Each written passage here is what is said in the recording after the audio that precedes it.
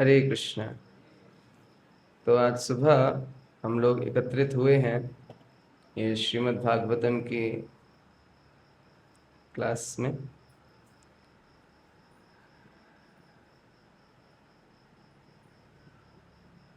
एक बहुत ही इम्पोर्टेंट एक सेक्शन हम आज लेने वाले हैं। ये है वृत्रासुर का सेक्शन। कुछ 1-2 महीने पहले हमने चर्चा करी थी, चित्रकेतु का सेक्शन लिया था, जिसके अंदर ये आया था कि किस प्रकार से एक छोटा बच्चा, उनका पुत्र, उनको बहुत ही हैवी फिलॉसफी दे देते हैं। चित्रकेतु महाराज की बहुत सारी रानियां थीं और बहुत ही समृद्ध राजा थे, लेकिन इस भौतिक जगत में हमेशा एक लेकिन रहता है। सब कुछ होने के बाद भी एक लेकिन रहता है। तो वो लेकिन क्या था उनके जीवन में? तो उनको कोई पुत्र नहीं था। तो ये उनका दुख था और वो अपना राज्य भार संभाल रहे थे, राज्य की सेवाएं कर रहे थे। एक दिन उनके राजमहल में, कोर्ट में, अंगिरा ऋषि आते हैं। अंगिरा ऋषि आते हैं, उनका वो स्वागत करते हैं, सत्कार करते हैं, सब सेवा करते हैं। अंगिरा ऋषि पूछते हैं, सब ठीक है? जी प्रभु जी, सब ठीक है, कुछ दुख तो नहीं है? दुख तो है पर कोई बात नहीं। क्या दुख है? एक ही दुख है मेरा कि मेरा कोई पुत्र नहीं है। अगर जो आपकी कृपा हो तो कुछ किया जा सकता है। अंगिरा ऋषि ने उनको समझाया कि देखिए, जो भाग्य में नहीं है उसके लिए ज़्यादा दौड़ना नहीं चाहिए। लेकिन फिर भी उन्होंने कहा, नहीं, एक पुत्र होगा तो अच्छा होगा, इस राज्य को संभाल लेगा मेरे उपरांत, नहीं तो कैसे ये राज्य चलेगा। ठीक है। तो अंगिरा ऋषि ने कहा कि ठीक है, आपकी इच्छा है तो हम आपको ये आशीर्वाद दे देते हैं, किंतु इस पुत्र से आपको हर्ष भी प्राप्त होगा और शोक भी प्राप्त होगा। आपको खुशी भी मिलेगी और दुख भी मिलेगा। तो चित्रकेतु को लगता है कि हाँ ठीक है, लड़के तो थोड़े नालायक रहते ही हैं, क्या पता कुछ थोड़ी नालायकी करे, इतना भी क्या दुख। हाँ, तो इसीलिए ठीक है, झेल लेंगे। ठीक है, तथास्तु कर दिया उन्होंने, वो चले गए। तो कृतद्युति, उनकी एक पत्नी, गर्भवती हुई और उनको संतान उत्पत्ति हुई, पुत्र पैदा हुआ। अन्य रानियों ने ये देख करके कि अब चित्रकेतु जो हैं उनके ऊपर ध्यान नहीं देते हैं, केवल कृतद्युति के पास में रहते हैं और बच्चे के पास में रहते हैं। तो इस जगत में क्या होता है? ईर्ष्या सबसे पहले आती है। अगर जो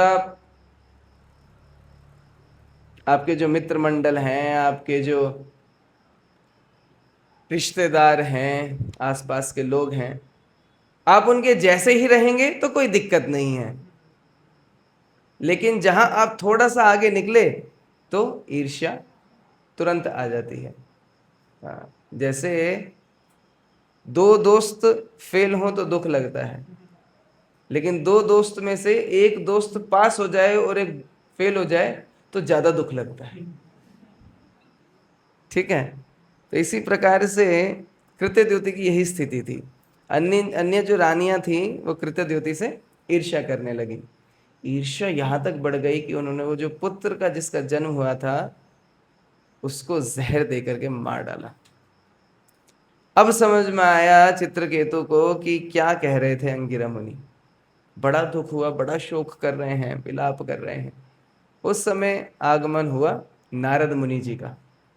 नारद मुनि जी पूछते हैं कि क्यों इतना विलाप कर रहे हो? कह रहे, एक तो छोरा था वो भी चला गया, वो भी खत्म हो गया, क्या करें? नारद मुनि जी ने समझाने का प्रयास किया। नहीं समझे। तो नारद मुनि जी ने प्रचार करने के लिए, ताकि वो भक्त बन जाएं, भक्ति को ग्रहण कर सकें, उन्होंने आशीर्वाद दिया। उनका जो पुत्र था वो जीवित हो गया। जीवित होकर के जब वो बैठा, तो नारद मुनि जी कहते हैं कि अरे पुत्र, तुम अपने माता पिता को छोड़ करके चले गए। तो पुत्र कहता है कि कौन से जन्म के माता पिता, इस जन्म के कि अन्य जन्मों के? मेरे तो अनेक जन्म हुए हैं, हर जन्म में माता पिता मिले हैं, तो किस माता पिता को छोड़ने की आप बात कर रहे हैं? तो ये तो एक बहुत ही रेवोल्यूशनरी प्रश्न था।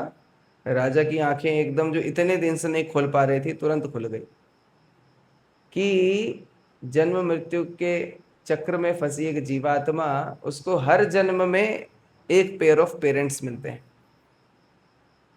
ठीक है, तो इस प्रकार से वो फिलॉसफी उन्होंने समझाई, चित्रकेतु को समझ में आई। फिर नारद मुनि के आशीर्वाद से वो जो पुत्र जीवित हुआ था, वो पुनः भगवत धाम चला गया। चित्रकेतु कहते हैं, हाँ पुत्र, तुम भगवत धाम जाओ, मैं भी तुम्हारे पीछे पीछे आऊंगा। तो इससे चित्रकेतु, ये जो एपिसोड हुआ चित्रकेतु महाराज के जीवन में, इससे वह बहुत ही उन्नत भक्त बन गए। भगवान के शुद्ध भक्त बन गए और भक्ति में लगे रहे। कालक्रम में इस प्रकार से हुआ कि एक बार वो हवाई मार्ग से जा रहे थे और उन्होंने देखा शिवजी और पार्वती जी बैठे हुए हैं। तो उन्होंने शिवजी को कुछ बोला, जैसे दो भक्त आपस में चर्चा करते हैं, कुछ बोलते हैं, लेकिन एक भक्त ने दूसरे भक्त को कुछ कहा, और अगर जो दूसरे भक्त की वाइफ ने सुन लिया तो उनको लगता है कि अरे ये इनकी भर्त्सना कर रहा है क्या, तो ज़्यादा दिल पे ले लेती हैं। इस प्रकार से ही हुआ। तो दो भक्तों के बीच में कुछ चल रहा था, आदान प्रदान, लेकिन माता जी ने दिल से लगा लिया उस बात को, थोड़ा कम्युनिकेशन गड़बड़ा गया।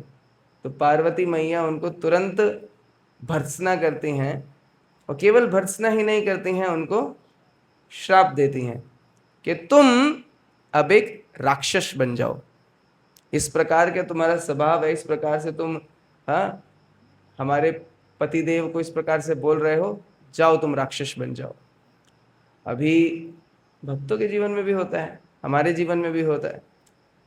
हम कुछ कर रहे हैं लेकिन कुछ और प्रतीत होता है, तो हमें फिर डांट पड़ती है। अभी कोई माता जी से कोई डांट पड़ेगी तो जी माता जी, सॉरी माता जी करके हम आगे बढ़ जाएंगे, पर ये माता जी कौन है? ये माता जी पार्वती मैया है। ये पूरे सृष्टि का पालन करती हैं, ये जो बोलेंगे वो हो जाएगा।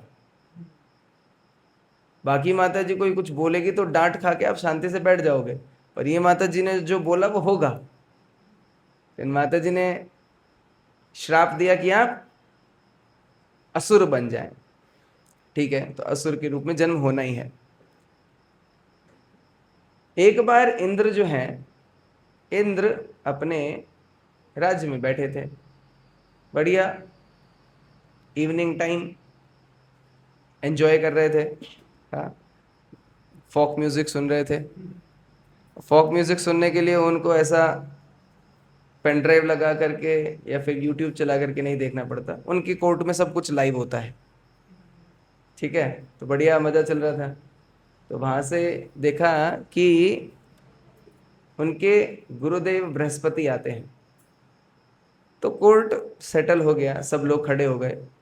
लेकिन इंद्र जो है, इंद्र को बहुत गर्व महसूस हो रहा था कि मैं बड़ा राजा हूँ, इंद्र हूँ, मैं सभी देवताओं का राजा हूँ। तो मिथ्या अहंकार के कारण वो जो आदर अपने गुरु को देना चाहिए वो दे नहीं पाया।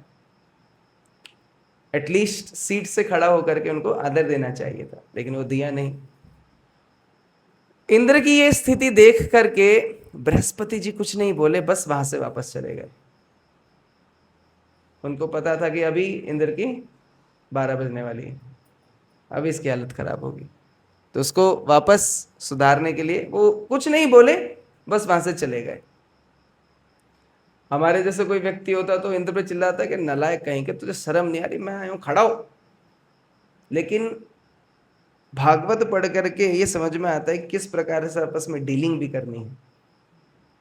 बृहस्पति ने देखा कि वो इंद्र पर्याप्त जो है आदर नहीं दे रहा है, तो और उनको, ताकि आध्यात्मिक क्षति ना पहुंचे और वो थोड़ा सुधर जाएं, इसीलिए वहां से चले गए। जब वो गुरुदेव उनके वहां से चले गए तो उनके राज्य का पतन हुआ। अपना राज्य वो देवताओं से, सॉरी, दानवों से युद्ध में हार गए। अभी दानवों से युद्ध में हार गए, अब राज्य वापस चाहिए। अगर जो कोई करोड़पति आदमी झुग्गी झोपड़ी में रहने लगे तो हालत खराब हो जाएगी। सेम स्थिति मिस्टर इंद्र की हुई। ठीक है, तो अभी उन्होंने बड़ा ढूंढा, करे क्या करें क्या करें क्या करें क्या करें, तो एक ब्राह्मण मिले। हाँ, कौन है वो ब्राह्मण? विश्वरूप। तो एक उनको ब्राह्मण मिले जो बहुत ही एग्जॉल्टेड और पारंगित ब्राह्मण थे। इस प्रकार के ब्राह्मण थे कि उनके 3 सर थे। ठीक है, तो त्वष्ट के पुत्र विश्वरूप, तो उनको वो अप्रोच करते हैं कि आप जो है हम पर कृपा कीजिए, और ऐसे ऐसे हमने तो जी देखो अपने गुरुदेव को नाराज कर दिया, और उसके कारण से क्या हमारा राजपाट पूरा चला गया, आप थोड़ी कृपा कीजिए ताकि हमें सब कुछ वापस मिल जाए। ठीक है, विश्वरूप माने। विश्वरूप जो है यज्ञ करने लगे, लेकिन विश्वरूप की थोड़ी जो प्रेम है, विश्वरूप थोड़ा उनके डेमंस के प्रति भी प्रेम रखते थे। तो क्या हुआ, उन्होंने कुछ जो बचा हुआ पोर्शन था यज्ञ का वो दानवों को अर्पण किया। जब ये चीज इंद्र को समझ में आई, तो इंद्र तो बीइंग द इंद्र, उनने तुरंत अपनी तलवार निकाली और विश्वरूप की गर्दन उड़ा दी। पहला अपराध, अपने गुरुदेव का अपमान किया। फिर दूसरा अपराध, इनको गुरु रूप में माना और इनको तो हरि बोल कर दिया। हाँ, अभी और बुरी स्थिति। जब ये पता चला विश्वरूप जी के पिताजी को कि इस प्रकार से यज्ञ करते हुए ये समझ में आया और इंद्र ने ऐसे ऐसे मार दिया, तो उन्होंने क्या किया, उन्होंने एक यज्ञ करना शुरू किया। उन्होंने एक यज्ञ करना शुरू किया, परंतु क्योंकि वो यज्ञ किस प्रकार का करना चाहते थे, ताकि इंद्र ही मर जाए। हाँ, लेकिन तुष्ट जो ऋषि थे, क्योंकि मन बहुत खराब था, दुख में थे, गुस्सा भी बहुत ज्यादा था, तो उन्होंने जो मंत्र जप किया यज्ञ के दौरान, कुछ मंत्र गड़बड़ हो गए, मीटर ऊपर नीचे चला गया, एक आध शब्द आगे पीछे हो गया। सोचो एक आध शब्द आगे पीछे होने से क्या हो जाएगा, हम जब माला करते हैं तो कुछ भक्त लोग इतनी जल्दी हरि नाम करते हैं, इतनी जल्दी हरि नाम करते हैं कि जैसे अभी बस ट्रेन छूट जाएगी। हरे कृष्ण कृष्ण कृष्ण हरे राम राम राम हरे कृष्ण कृष्ण कृष्ण राम राम हरे हरे। एक अच्छी वीडियो है कभी स्काई के भक्तों ने बना करके निकाली है। एक भक्त बैठ करके जप कर हरे कृष्ण कृष्ण कृष्ण कृष्ण राम राम कृष्ण कृष्ण कृष्ण कृष्ण राम राम राम राम। मृत्यु नजदीक आई तो 2 दानव आए, कृष्ण और राम। कह रहे भाई आप हमें याद कर रहे थे, चलो। कह रहे नहीं नहीं नहीं नहीं, मैं तो जप कर रहा था। कह रहे नहीं, आप तो हमें ही याद कर रहे थे। तो इस प्रकार से सही रूप से शब्दों का उच्चारण करके जप करना चाहिए। हरे कृष्ण कृष्ण कृष्ण हरे हरे, हरे राम राम राम हरे हरे। जब स्पष्टता से बोलेंगे और अटेंटिवनेस से सुनेंगे, तब जाकर के ये मंत्र काम करेगा। इस मंत्र का एक यही सीक्रेट है, आपको स्पष्टता से क्लियरली बोलना है और अटेंटिवली सुनना है। That's all, that's the only secret. तो ये जो यज्ञ करने लगे इंद्र को मारने के लिए त्वष्ट ऋषि, तो उन्होंने मंत्र जप किया कि इंद्र मर जाए, लेकिन उनके जो उन्होंने जप किया उसका परिणाम ये निकला, उसका जो मतलब था वो ये निकला कि इंद्र के एक एनिमी, एक दुश्मन इस प्रकार से पैदा हो जो उनको मार दे, इंद्र उनको मार दे।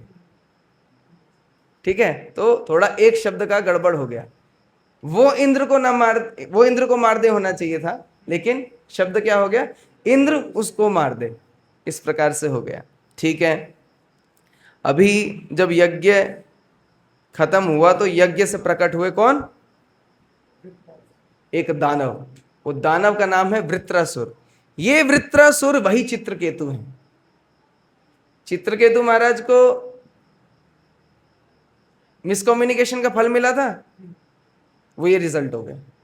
ठीक है, तो कम्युनिकेशन बहुत माता जी के साथ क्लियर रहना चाहिए, है ना, नहीं तो बहुत गड़बड़ फल मिल सकता है ना। आप 1000 प्रभु जी को एक साथ रख सकते हो, कोई समस्या नहीं होगी, है ना। तो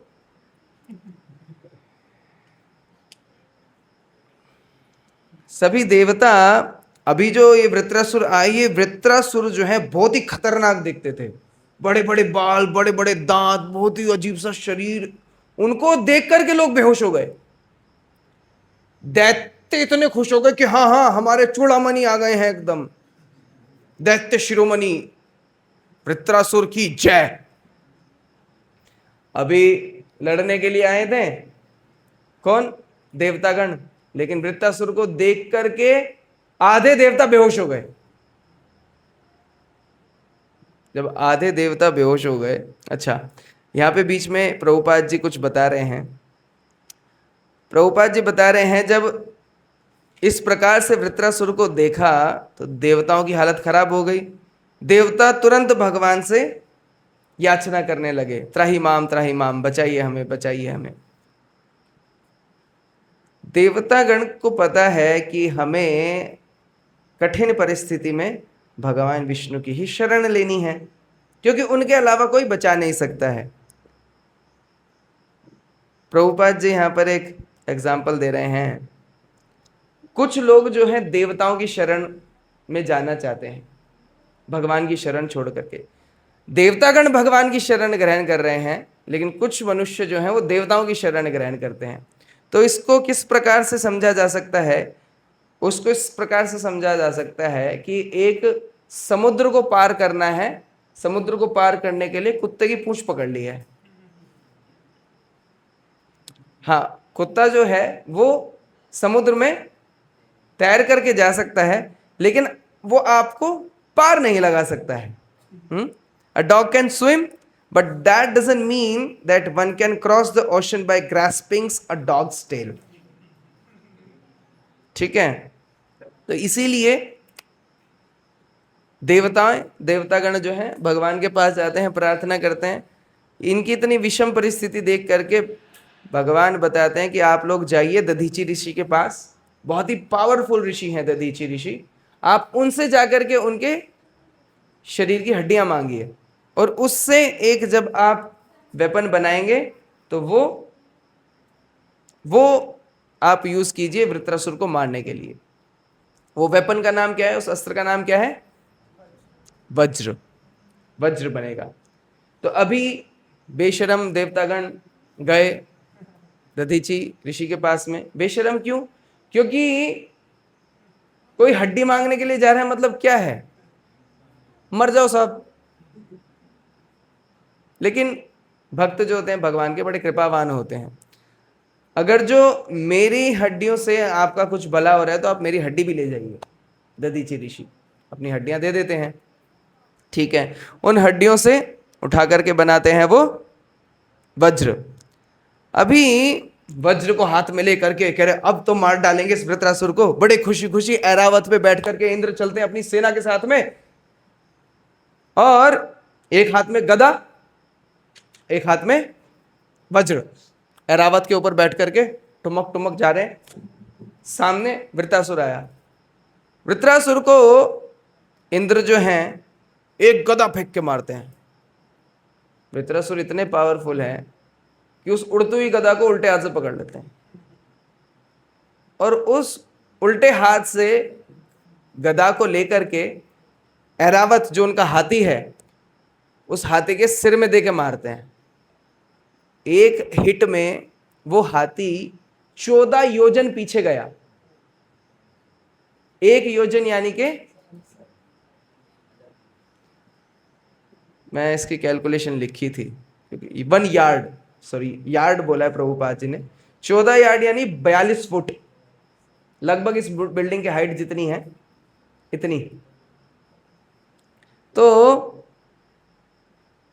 एक जब हाथ मारा, नाक से मुंह से खून निकलने लगा, बेहोश हो गया वो, और वो बेहोश होकर के गिर गया।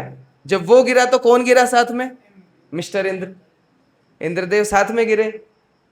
अभी जब इंद्र गिर गए हैं तो वृत्रासुर के देखिए कितना वो धर्मपरायण है। उन्होंने हो सकता चाहते तो इंद्र को तुरंत ही निपटा देते, लेकिन उन्होंने कहा भाई खड़ा हो जा तू, कोई दिक्कत नहीं।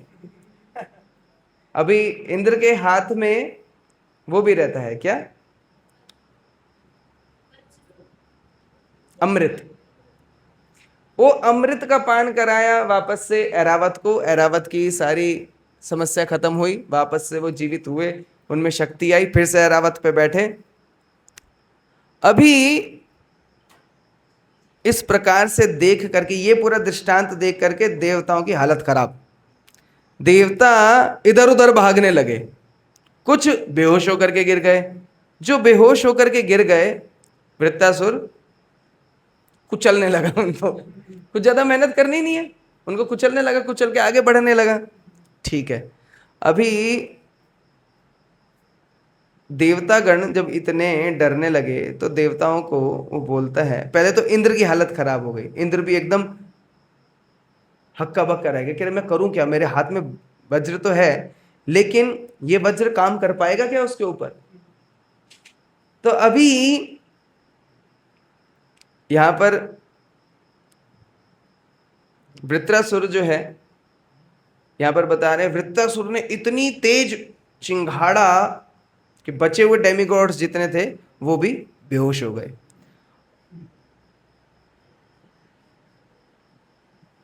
इस प्रकार से वो बेहोश हो गए, मान लो वज्रपात उन्हीं के ऊपर हो गया हो।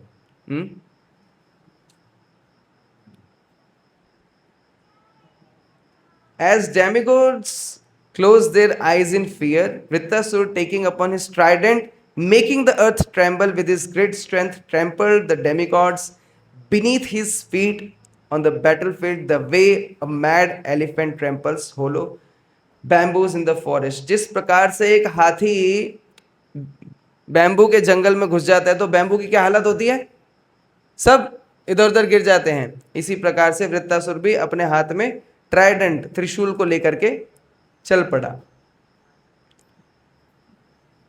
इंद्र वृत्तासुर का ये रूप देख करके बड़ा ही भयभीत हुआ। जब वो इतना भयभीत हुआ तो अब वो सोच रहा है कि मैं करूं तो करूं क्या। इंद्र इतना सोच रहा है, वृत्तासुर अभी उसको याद दिला रहे हैं, कुछ कुछ चीजें याद दिला रहे हैं। वृत्रासुर ने याद किया किस प्रकार से पहले तो इंद्र ने उसके भाई को मारा। हाँ, इंद्र, अच्छा जब ब्राह्मण की हत्या करी ना, इंद्र बहुत पावरफुल था। हाँ, जब उसने ब्राह्मण की हत्या करी तो उस ब्राह्मण की हत्या करने का जो पाप है उसने 4 जगह बांट दिया। इंद्र अपना पाप भी बांट सकता है, हमें खाना पड़ता है अपना पाप, लेकिन इंद्र इतना शक्तिशाली है कि वो पाप को बांट दिया, उसने 4 जगह उसने अपने पाप को बांट दिया। ये हमने पहले भी चर्चा करी थी, इसको नहीं पकड़ेंगे, आगे चलेंगे। तो इंद्र के पापमय कृत्यों को सोच करके वो पागलों की तरह हंसने लगा। कौन? वृत्तासुर। हाँ, ये क्यों हंस रहे थे वृत्तासुर? कह रहे ये देखो, ये वही इंद्र है जिसने एक ब्राह्मण की हत्या करी, वो ब्राह्मण उनके गुरु थे, गुरु हत्या करी, वो मेरे भाई भी थे। हाँ, इस प्रकार से आज ये मेरे सामने खड़ा है, आज इसको नहीं छोड़ेंगे।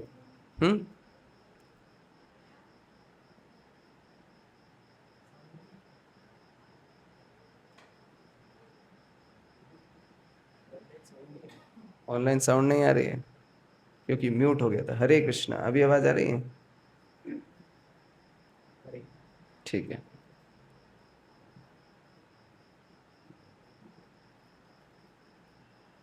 अभी इंद्र को बोल रहे हैं वृत्रासुर। वृत्रासुर कह रहे हैं, इंद्र तुम स्वभावतः बहुत ही क्रूअल हो।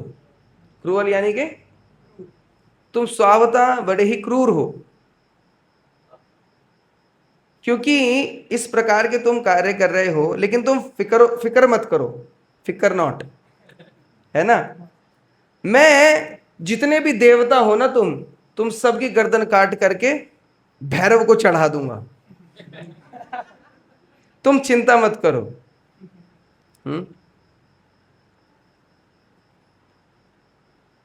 लेकिन अगर जो तुम्हें इस प्रकार से मौका मिले कि इस युद्ध में तुम मेरी गर्दन काट सको, जो कि होगा क्योंकि भगवान विष्णु की यही इच्छा है, ठीक है, और आप मेरे सोल्जर्स को, मेरे दैत्य को मार दें, हाँ, तो मैं बहुत ही खुश होऊंगा ये अपने शरीर को आपके द्वारा कटवाने से, खत्म करवाने से, क्योंकि मैं, मेरे जो कर्म है, मैं उन कर्म से मुक्त हो जाऊंगा और नारद मुनि जैसे भक्तों की कृपा से मैं भगवत धाम पहुंच पाऊंगा। तो जो अभी हमने भजन गाया था, ए छाई गोसाई, ए छाई गोसाई जार मुई तार दास, ता सबार पाद रेणु मोर पंचग्रास। हाँ, ये जो 6 गोस्वामी हैं, मैं आपके चरणों का दास हूं। वैष्णव क्या है? एक वैष्णव के यही भाव रहता है। हाँ, वृत्तासुर को पता था कि वो इंद्र के द्वारा मारा जाएगा, क्योंकि भगवान विष्णु की यही इच्छा है। वो मृत्यु के लिए तैयार था, क्योंकि मृत्यु के बाद उसको कहां जाना था? वापस भगवान के धाम, भगवत धाम। हाँ, वो निश्चित था उसके लिए। तो यहां पर श्रीमद राधानाथ स्वामी महाराज बताते हैं कि Vritrasura was ready to apparently lose but win. Vritrasura देखने में हारने वाला था, लेकिन वो अल्टीमेटली जीतने वाला था। कैसे? क्योंकि वो भगवत धाम वापस जाएगा। लेकिन इंद्र जो है वो अपेरेंटली जीतने वाला था, लेकिन वो हार जाएगा। क्यों? क्योंकि उसकी इच्छा पूरी हो गई है, वो इस जड़ जगत में वापस से बंद करके रह गया है। तो ये एक अंतर होता है भगवान के शुद्ध भक्त में और मिश्रित भक्त में। यहां पर बता रहे हैं शुद्ध भक्त जो है, देखिए वृत्रासुर भगवान के भक्त हैं, लेकिन दिख दानव की तरह रहे हैं। दानव कुल में जन्म हुआ है, दिख भी दानव की तरह रहे हैं, और सब लोग उनके अपोज में खड़े हैं। कार्य जो कर रहे हैं वो भी दैत्यों वाला ही कर रहे हैं, लेकिन चेतना भगवान के चरणों में है। तो किसी को भी आप एक्सटर्नली देख करके बोल ही नहीं सकते हो, कुछ भी उनके बारे में कोई टिप्पणी नहीं दे सकते हैं। इसीलिए नेवर जज a book by its cover. देख करके निष्कर्ष पे नहीं पहुंच जाना है, ये तो मुझे ना देखने से ही चोर दिख रहा है, अरे यहां पे आता ही प्रसाद खाने हैं, वो पता चला सब चले गए, वही सेवा कर रहा है। हाँ, तो इसीलिए कभी भी निष्कर्ष पे तुरंत नहीं पहुंच जाना चाहिए। अभी इंद्र की तो हालत खराब है, डरा सहमा सा खड़ा है। वो कह रहे भाई मेरा तो गधा था, उसका तो गधा बना दिया इन्होंने। अब ये वज्र कुछ करेगा कि नहीं करेगा? अभी उनको प्रोत्साहन वृत्तासुर दे रहे हैं, हाँ हाँ तुम मार सकते हो मुझे, इंद्र तुम खड़े क्यों हो, इस वज्र का इस्तेमाल करो, इससे मुझे मारो, मार के तो देखो, क्योंकि ये काम करेगा। आपका जो गदा था ना, वो कोई काम का नहीं था, लेकिन इसके अंदर बहुत शक्ति है, इसका इस्तेमाल करो, कंजूस मत बनो। कंजूस से पैसा मांगते पैसा नहीं देता है, जबकि होता है उसके पास। तुम्हारे पास ये वज्र है, इसका इस्तेमाल करो, बिल्कुल डाउट मत करो। तो वृत्तासुर वैष्णव है, हमेशा सेवा करते हैं। वैष्णव का आचरण क्या है, वो हमेशा ही सेवा करते हैं। तो यहां पर वो सेवा कर रहे हैं इंद्र की, इंद्र को आश्वासन दे रहे हैं कि हाँ हाँ तुम चलाओ तो सही, अरे मारो मैं खड़ा हूं, मर जाऊंगा मैं इससे। क्यों? क्योंकि भगवान विष्णु की यही इच्छा है, तुम्हारी इच्छा से नहीं मरूंगा मैं, पर भगवान विष्णु ने तुम्हें कृपा करके ये दधीची की हड्डियों के द्वारा ये बनवा करके दिया है, स्पेशली क्यूरेटेड फॉर यू, तो इससे मैं मरूंगा जरूर, बिल्कुल चिंता मत करो। अरे भगवान विष्णु में तो भरोसा रखो भाई। हाँ, if you want to kill me since I am your enemy, take this opportunity and kill me. मैं तुम्हारा दुश्मन हूं, इस अपॉर्चुनिटी को लो और मुझे मार डालो, क्योंकि इससे तुम्हें फायदा होगा और मुझे भी फायदा होगा, हम दोनों जीतेंगे इससे। तुम्हें तुम्हारा राज्य पाठ मिलेगा, तुम्हें तुम्हारा भौतिक ऐश्वर्य सब मिल जाएगा, और मुझे भगवान के चरणों की कृपा मिल जाएगी। तुरंत करो इस काम को, डू इट इमीडिएटली। इस प्रकार से वृत्रासुर न केवल इंद्र को ये बताता है कि ये वज्र जो है ये इनविंसिबल है, ये अजेय है, लेकिन उनको भी प्रोत्साहन देता है कि आप मुझे मार सकते हैं।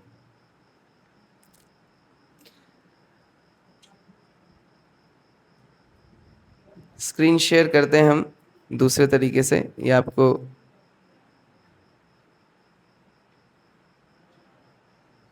Entire screen.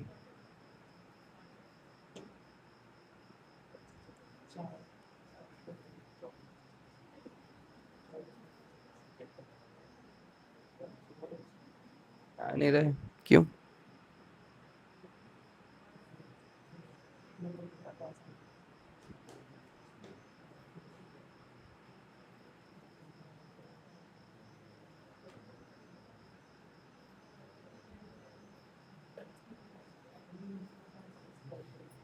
अभी ठीक है, दिख रहा है। ये श्लोक बड़ा महत्वपूर्ण श्लोक आता है यहाँ पर, छठे स्कंद के 11वें अध्याय का 21वें नंबर का श्लोक है। अहम समाधाय मनो यथा नः। बोलिए, संकर्षणस्तच्चरणारविंदे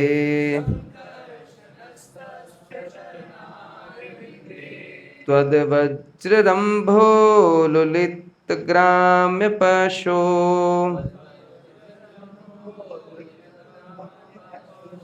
गतिं मुनिर्यामि अपविद्धलोकः।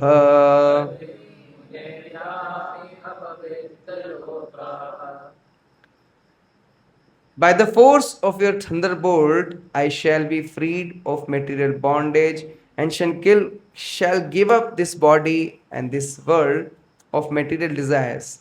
Fixing my mind upon the lotus feet of Lord Sankarshan, I shall attain destination of such great sages as Narad Muni, just as Lord Sankarshan has said. तो इसमें प्रभुपाद जी बता रहे हैं, अहम समाधाय मनः, जो पहला शब्द आता है इस श्लोक का वो बड़ा महत्वपूर्ण है। अहम समाधाय मनः, समाधि, मैं मानसिक रूप से समाधि कर लगा रहा हूं, किस पर? भगवान के ऊपर। कौन भगवान? भगवान संकर्षण के ऊपर।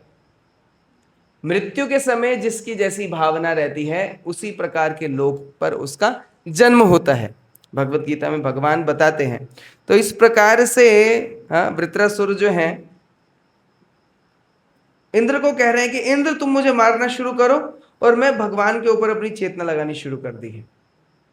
इस चेतना में मैं मरूंगा तो ये श्योर है कि मैं भगवत धाम जाऊंगा ही। आगे ये वृत्रासुर के शब्द हैं। वृत्रासुर बता रहे हैं, जो ये 20-21 से लेकर के और आगे के जितने श्लोक हैं सारे श्लोक बड़े महत्वपूर्ण हैं। Persons who fully surrendered at the lotus feet of the Supreme Personality of Godhead and always think of His lotus feet are accepted and recognized by the Lord as His own personal assistants and servants. जो भक्त, जो लोग भगवान के चरणों पर पूर्ण तरह से आश्रित हो जाते हैं और भगवान के ऊपर ही वो पूरा सब कुछ निछावर कर देते हैं, छोड़ देते हैं, इस प्रकार के लोग भगवान उन लोगों को अपना मान लेते हैं, ये मेरा आदमी है। हाँ, अगर जो मोदी जी बोल दें कि ये निर्वाण प्रभु मेरे आदमी हैं, निर्वाण प्रभु बैठे हैं हमारे यहाँ पे, तो किसी की हिम्मत है इनको कोई कुछ कह सके, कुछ कर सके? शासन प्रशासन कोई कुछ नहीं कर सकता। यहां पे भगवान कह रहे हैं जिसने मेरे चरणों के का आश्रय ले लिया है वो मेरा आदमी है। अब किसी की मजाल है उसका कोई कुछ बिगाड़ लेगा? कोई कुछ नहीं कर सकता है उसका। The Lord never bestows upon such servants the brilliant opulences of upper, middle and lower planetary systems of this world. अभी ये कॉन्ट्राडिक्टरी स्टेटमेंट है। जिनके ऊपर भगवान अति कृपा करते हैं, भगवान ऊपर के लोग हों, मध्य लोग हों, चाहे निचले लोग हों, कहीं का भी कोई उन्हें ऐश्वर्य प्रदान नहीं करते हैं। हाँ, ऐश्वर्य प्रदान नहीं करते हैं। क्यों नहीं करते हैं? क्योंकि जब किसी को ऐश्वर्य प्रदान किया जाता है, अगली लाइन में बता रहे हैं, when one possesses material opulence in any of these three divisions, his possessions naturally increase his enmity, anxiety, mental agitation, pride and belligerence. इस प्रकार से अगर जो किसी को बहुत ही ज्यादा भौतिक सुख मिल जाता है, भौतिक चकाचौंध मिल जाता है, तो क्या होता है? उसके ईर्ष्यालु व्यक्ति बहुत बढ़ जाते हैं, उससे उसके दुश्मन बढ़ जाते हैं, चिंता बढ़ जाती है। जैसे कि हमारे अच्युत प्रभु हैं, बढ़िया बैंक में जॉब करते हैं, रात में आराम से सो पाते हैं, लेकिन मिस्टर अंबानी नहीं सो पाते इतनी आराम से। उनको चिंता रहती है कि मेरा बैंक खाता कोई हैक ना कर ले। एक साधु है, जैसे कृष्ण मुकुंद प्रभु हैं, कृष्ण मुकुंद प्रभु का बैंक खाता कोई हैक भी कर लेगा तो क्या करेगा? कुछ है ही नहीं उसके अंदर, मकड़ी का जाला है बस, बहुत समय से कुछ नहीं है उसमें। लेकिन अंबानी जी का बैंक अकाउंट का खाता हैक कर लिया तो हो रे भाई साहब, मोदी जी कोई फोन लगाए, जी हैक हो गया, जी हैक हो गया, बचा लो जी, बचा लो जी। तो इसीलिए जब भौतिक ऐश्वर्य बढ़ते हैं तो उससे दुश्मन बढ़ते हैं, चिंता बढ़ती है, मानसिक अशांति होती है, हमारा मिथ्या अहंकार बढ़ता है। तो इसीलिए भगवान ये भौतिक संपत्ति नहीं देते हैं। Thus one goes through much endeavor to increase and maintain his possession and he suffers great unhappiness when he loses them. पैसा आता हुआ अच्छा लगता है, जाता हुआ अच्छा नहीं लगता। लक्ष्मी देवी अकाउंट में आते हुए अच्छी लगती हैं, जब जाती हैं तो बड़ा दुख होता है। ठीक है, तो इसीलिए इस प्रकार के जो मेटेरियल पोजीशंस है उससे आसक्ति बढ़ जाती है। लेकिन एक चीज और यहाँ पर वैष्णव आचार्य बताते हैं, किन्हीं किन्हीं भक्तों को भगवान बहुत लक्ष्मी देते भी हैं। मीठा कौन खा सकता है? जिसको शुगर नहीं है। सही बात है प्रभु जी। अगर जो किसी को शुगर है, डायबिटिक है, उसको आप आधा किलो रसगुल्ले खिला दो और उसकी अर्थी सजाना शुरू कर दो, यही होगा। लेकिन किसी को कोई शुगर वुगर नहीं है, आधा किलो 1 किलो कुछ भी खिला लो, हाजमा भी बढ़िया बराबर है, कोई दिक्कत नहीं है। तो वो भक्त जो उन्नत हैं, जो मिथ्या अहंकार से रहित हैं, जो इस धन को भगवान की सेवा में लगा सकते हैं, उनको भगवान वो धन भी देते हैं फिर, है ना। तो इस प्रकार से नहीं देखना है, कह रहे अच्छा बहुत पैसा है, हमें पता है, भगवान बताते हैं जिसके पास पैसा है वो भौतिक प्रवृत्ति का है, आध्यात्मिक प्रवृत्ति का नहीं है। अरे भौतिकतावादी व्यक्ति हट, ऐसे नहीं करना है। अगेन, डोंट जज the book by its cover. Vritrasura के दृष्टांत से यही तो समझना चाह रहे हैं हम। भगवान बता रहे हैं भगवत गीता में, ये यथामाम प्रपद्यन्ते तांस तथैव भजामि हम। जो मेरे प्रति जिस प्रकार से शरणागत होता है उसको मैं उसी रिस्पेक्ट में आदान प्रदान करता हूं। तो वृत्तासुर और इंद्र दोनों ही भगवान के भक्त हैं, लेकिन एक मिश्रित भक्त हैं और एक भगवान के शुद्ध भक्त हैं। इसीलिए भगवान जो हैं वृत्रासुर पर कृपा कर रहे हैं, उनको इस भौतिक संसार से खत्म करके, और क्योंकि उनकी यही इच्छा है। और इंद्र की इच्छा क्या है कि मैं इस भौतिक समाज में, इस भौतिक जगत में बना रहूं। प्रभुपाद जी बता रहे हैं,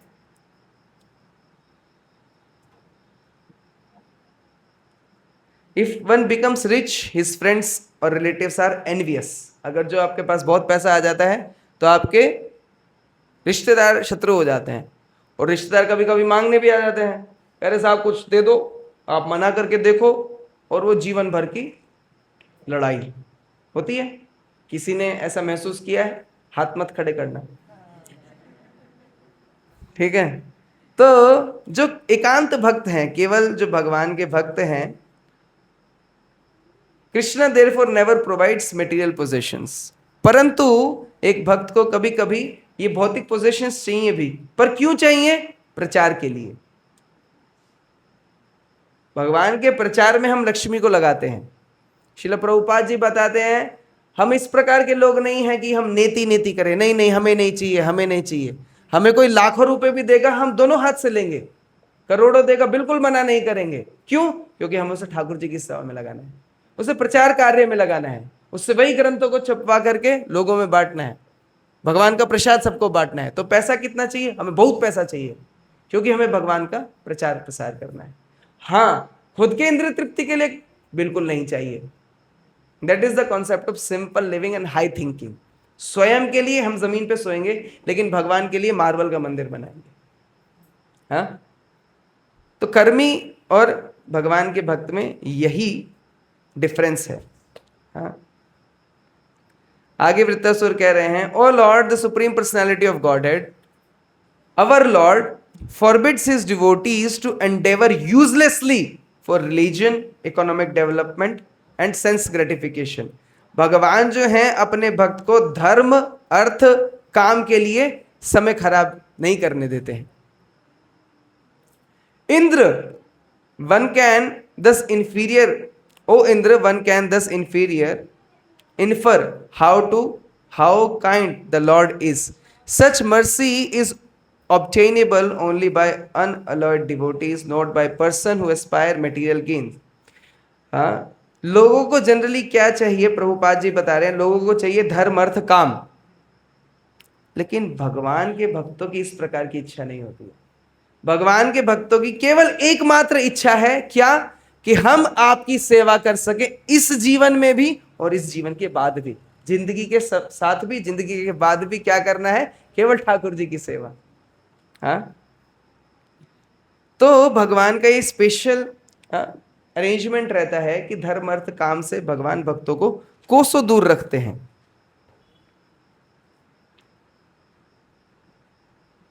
यहां पर वृत्तासुर प्रार्थना कर रहे हैं, बहुत सुंदर प्रार्थना है ये। अहम हरे तव पादैक मूल,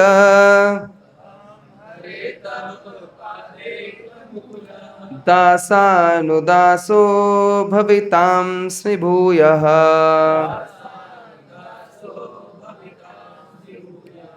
मनः स्मरेताशु पतेर्गुणांस्ते,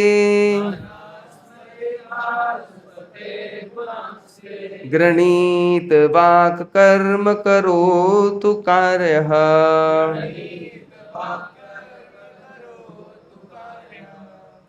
क्या बता रहे हैं? हे भगवान, O my Lord, may I again be able to be a servant of your eternal servants who find shelter at your lotus feet only. हे भगवान, मेरी प्रार्थना है कि मैं आपके सेवकों का सेवक बन सकूं, वो सेवक जो केवल और केवल आपके चरणों का आश्रय लेते हैं। भगवान के सेवक भी बनने के लिए नहीं कह रहे हैं, उन सेवकों का सेवक बनने के लिए कह रहे हैं। O my Lord, may I again become their servant so that my mind may always think of your transcendental attributes, my words always glorify those attributes.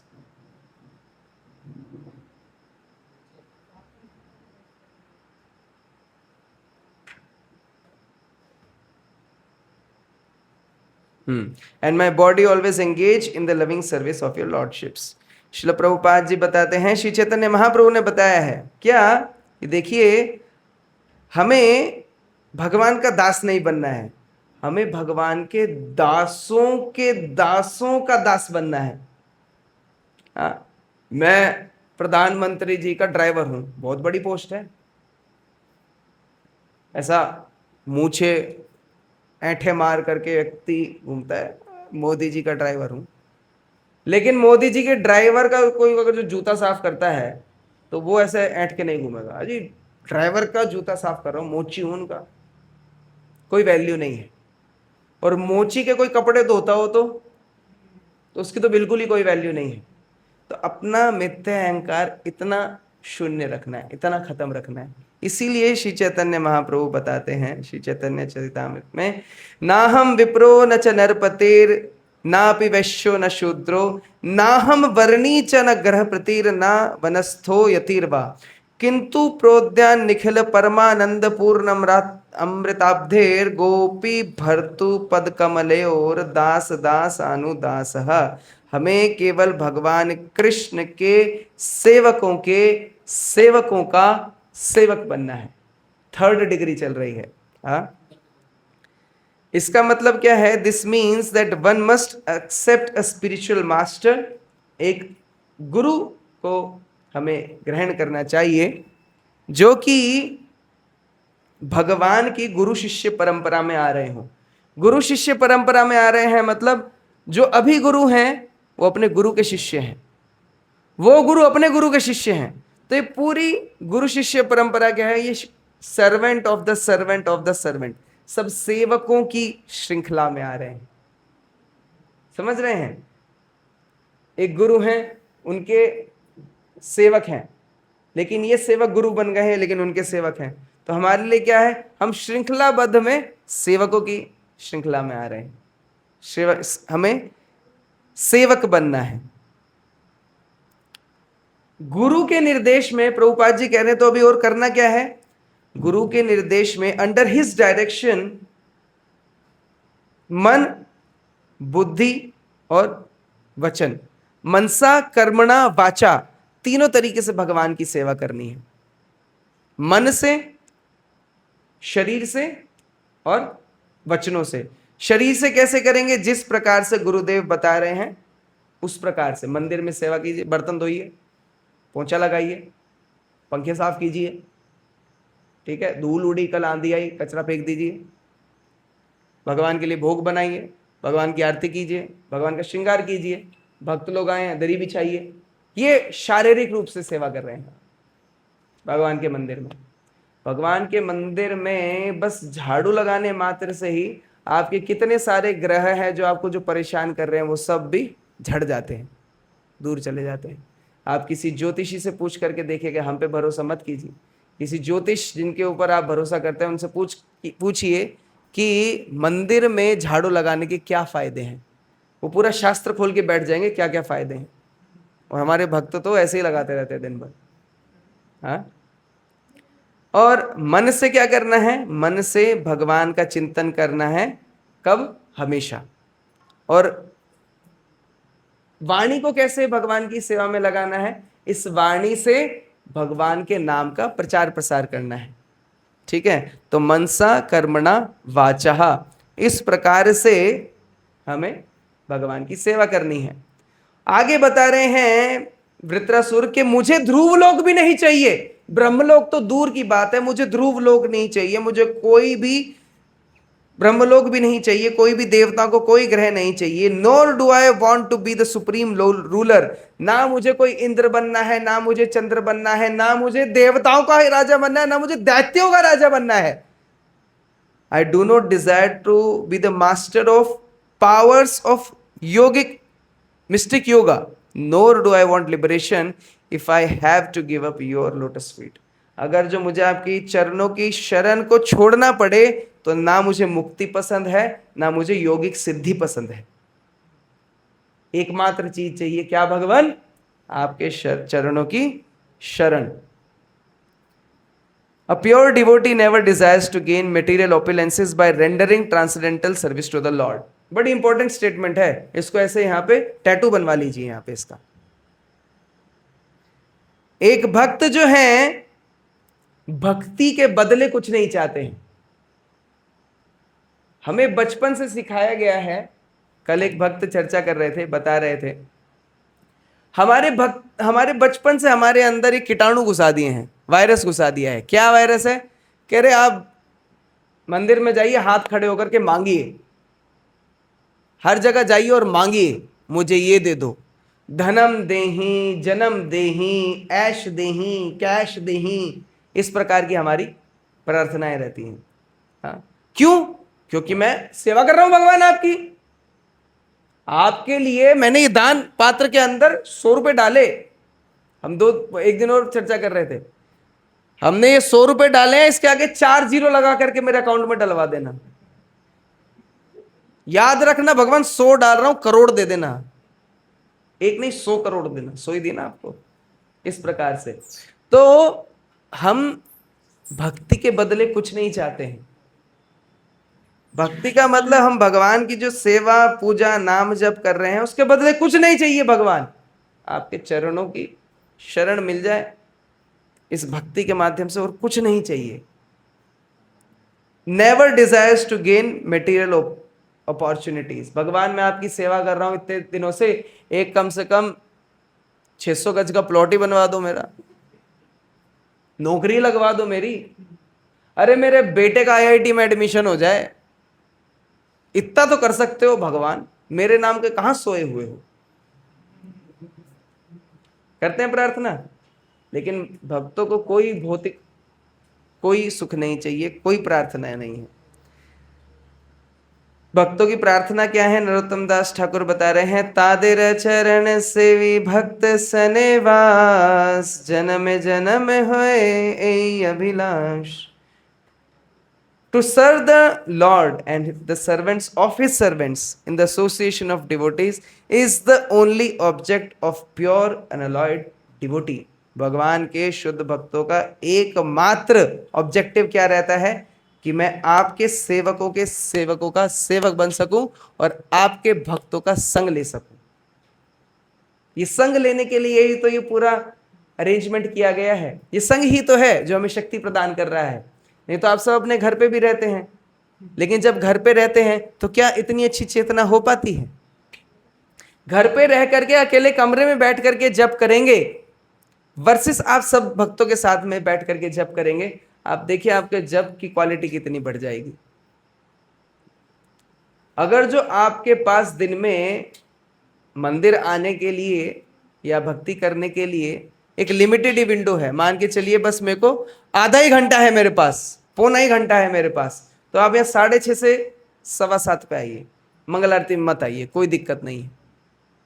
भक्तों के संग में बैठ करके जप कीजिए और भागवत श्रवण कीजिए, इससे चेतना शुद्ध होगी।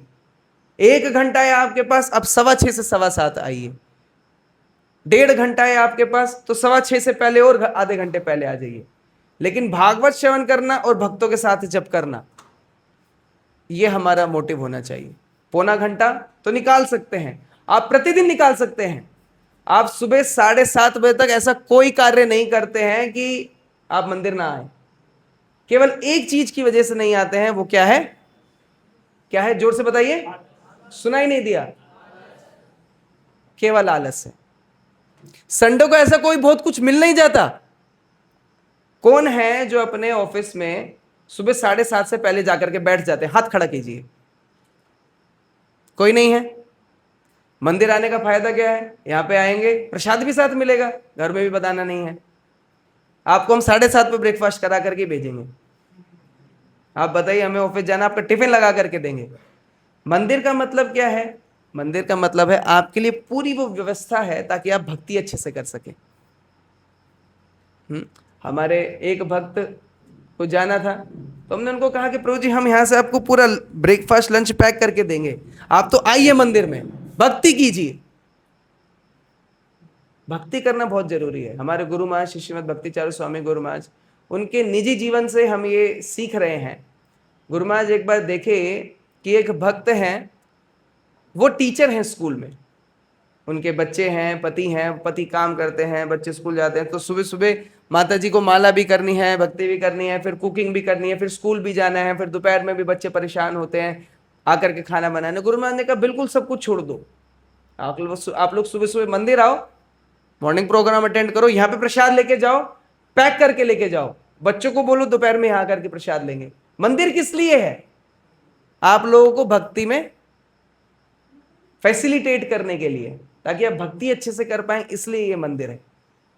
ये मंदिर इसलिए नहीं है कि यहाँ पे हाँ ठीक है, यहाँ पे कोई चढ़ावा दे जाएगा तो उसको हम अपने अकाउंट में लगा लेंगे, नहीं, ये आप ही की सेवा के लिए, आप ही के लिए है। तो आप अगर जो चाहें, आप निश्चय करेंगे ना, प्रतिदिन आ सकते हैं, केवल संडे नहीं। ये तो कंसेशन चल रहा है कि संडे को आ जाइए, लेकिन आप प्रतिदिन आ सकते हैं, है ना। भगवान के भक्तों को क्या चाहिए? भक्तों का संग और भक्तों की सेवा करने की अपॉर्चुनिटी। आप बताइए, घर में रह करके कौन से भक्त की सेवा कर रहे हैं? मैं भक्त हूं, मैं खुद की सेवा करता हूं, शीशे में देख करके रोज तो तिलक लगाता हूं, मैं समझ चुका हूं खुद को मैं भक्त हूं। थोड़ा मुंह धो करके इस नींद से उठिए, ठीक है। तो इसीलिए यहां पे भक्तों को सेवा करने का मौका मिल रहा है। सुबह सुबह आरती में भक्त लोग खड़े हैं, आप आरती लीजिए, दीपक दिखाइए सबको, वो सेवा लेने के लिए खड़े हैं। आप अन्यथा सेवा करने के लिए जाएंगे, भक्तों की सेवा नहीं लेंगे।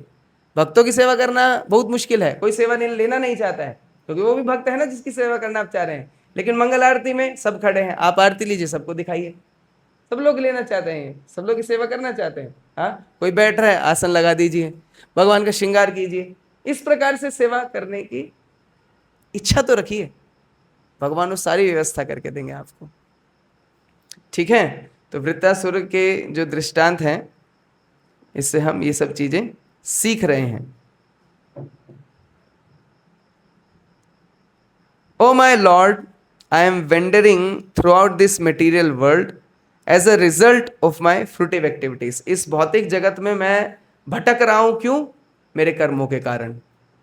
Therefore, I simply seek friendship in association of your pious and enlightened devotees. मैं केवल और केवल आपके शुद्ध भक्तों, आपके प्रिय भक्तों का संग और उनकी मित्रता चाह रहा हूं। My attachment to my body, wife, children and home is continuing by the spell of your external energy. मेरी आसक्ति के कारण, आसक्ति किसमें? पुत्र, पत्नी, शरीर, प्रॉपर्टी, इन सब में मेरी आसक्ति है। इस आसक्ति के कारण मैं भक्ति नहीं कर पा रहा हूं। But I wish to be attached to them no longer. बस अब मेरी इच्छा है कि मैं उनसे आसक्त ना रहूं। तो ये आसक्ति को खत्म करने का तरीका क्या है? भक्ति बढ़ाना। भक्ति के दो पुत्र हैं भक्ति देवी के, ज्ञान और वैराग्य। अलग से आपको वैराग्य कुछ लाने की जरूरत नहीं है कि ठीक है आज से मैं केवल एक रोटी खाऊंगा, उसके बाद एसिडिटी होती रहेगी मेरे को, नहीं। वो स्वतः ही वैराग्य आएगा जब भक्ति बढ़ेगी, जब ये हरे कृष्ण कृष्ण कृष्ण हरे हरे, हरे राम राम राम हरे हरे, ये हरि नाम का जप करेंगे, भक्तों का संग करेंगे, भागवत श्रवण करेंगे, भक्ति स्वतः ही बढ़ेगी। ये भक्ति बढ़ेगी तो वैराग्य अपने आप ही आएगा, और इस प्रकार से हम भगवान की चेतना में हमेशा रह पाएंगे। ग्रंथराज श्रीमद् भागवतम की जय। जगत गुरु श्रील प्रभुपाद की जय।